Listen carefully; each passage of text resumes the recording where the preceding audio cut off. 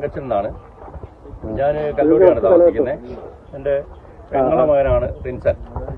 അവൻ പഠിച്ചതും പഠനം നോക്കി ഇവിടെ തന്നെയാണ്. ജോലി ആവശ്യത്തിനായിട്ട് അവൻ നോർവേയിലേക്ക് പോയി. അവിടെ ജോലി ചെയ്യുന്നുണ്ട്. കമ്പനിയിലാണ് ജോലി ചെയ്യുന്നതെന്നാണ് പറഞ്ഞത് നമ്മുടെ അറിവ്. അതിനെപ്പറ്റി നമുക്ക് മോശമൊന്നും പറയാനില്ല, നല്ലത് മാത്രമേ പറയാനുള്ളൂ. ഇനിയിപ്പോൾ എന്താ സംഭവിച്ചേക്കുന്നതും എനിക്ക് അതേക്കുറിച്ച് വ്യക്തമായിട്ട് അറിയില്ല. ചാനലുകാരും പത്രക്കാരും എല്ലാം ഇങ്ങനെ വന്ന് കൂടിയിട്ടുണ്ട്. ദയവ് ചെയ്ത് ഞങ്ങളെ ബുദ്ധിമുട്ടിക്കരുതെന്ന്. 10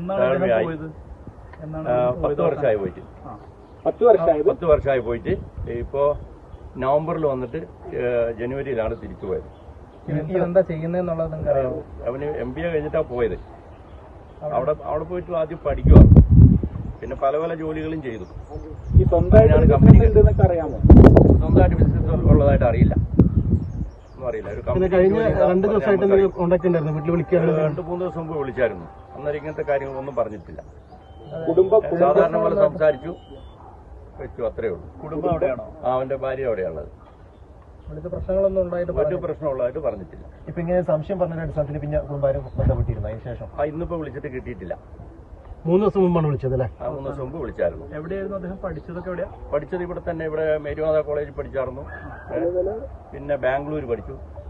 അങ്ങനെയൊക്കെ പഠിച്ചോണ്ട് മനസ്സിലാക്കുന്ന റിൻസനെ അവിടെ അന്വേഷിച്ചിട്ട് പോലീസിന് കാണുന്നില്ല എന്നുള്ളതാണ്. എങ്ങോട്ടെങ്കിലും പോകുന്ന കാര്യം കുടുംബത്തോട് പറഞ്ഞു? ഒന്നും പറഞ്ഞിട്ടില്ല, അങ്ങനത്തെ ഒരു കാര്യവും പറഞ്ഞിട്ടില്ല.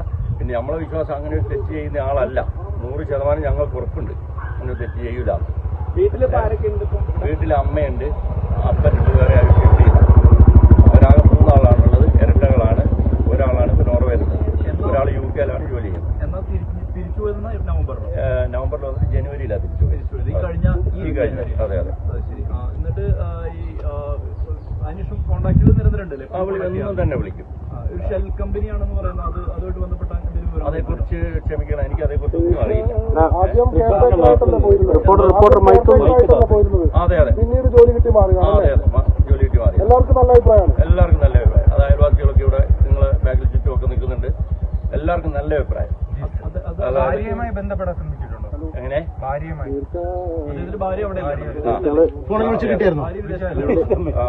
ഭാര്യയായിട്ട് ബന്ധപ്പെട്ട് കിട്ടിയിട്ടില്ല. ല്ല അടിക്കുന്നില്ല, എടുക്കുന്നില്ല.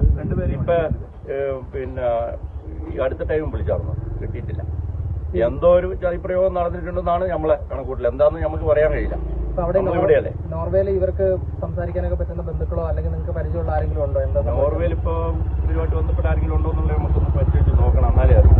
ഞാനിവര് അമ്മേന്റെ ആങ്ങളെയാണ്. മലയാളി സമാജത്തിലൊക്കെ പെട്ട ആളാണ്. അതെ, അവരൊക്കെ വലിയ അന്വേഷിക്കുകയല്ലോ ചെയ്തു. മലയാളികളൊക്കെ അവിടെ ഇഷ്ടം പോലെ ഉണ്ടെന്നൊക്കെ പറഞ്ഞു കേട്ടിട്ടുണ്ട്. അവരന്വേഷിക്കുന്നു അവരെ പറ്റി കാണാനില്ലാന്ന് പറഞ്ഞു. അത് ഇപ്പോഴല്ലേ ഞങ്ങൾ അറിയുന്നത്. നിങ്ങളെല്ലാം കൂടെ വരുമ്പോഴല്ലേ ഇങ്ങനെ ഒരു സംഭവം ഉണ്ടെന്ന് നമ്മൾ അറിയുന്നത്. അതെ, ഞാൻ അറിഞ്ഞിട്ട് ഇപ്പൊ ഒരു 15 മിനിറ്റ് ആയിട്ടുള്ളൂ. പോലീസ് എന്തെങ്കിലും സംസാരിച്ചിരുന്നോ നിങ്ങൾ ഇവിടുത്തെ ലോക്കൽ പോലീസ്? ഇല്ല, പോലീസുമായിട്ട് നമ്മൾ സംസാരിച്ചിട്ടില്ല. ഇവര് സംസാരിക്കാൻ പറ്റിയ ആളുകളുമല്ല. ഇദ്ദേഹമൊക്കെ അയൽവാസികളാണ്. ചോദിച്ചു നോക്കാം, മോനെ അറിയും. ചേട്ടൻ ഇവിടെ ആളാണ്.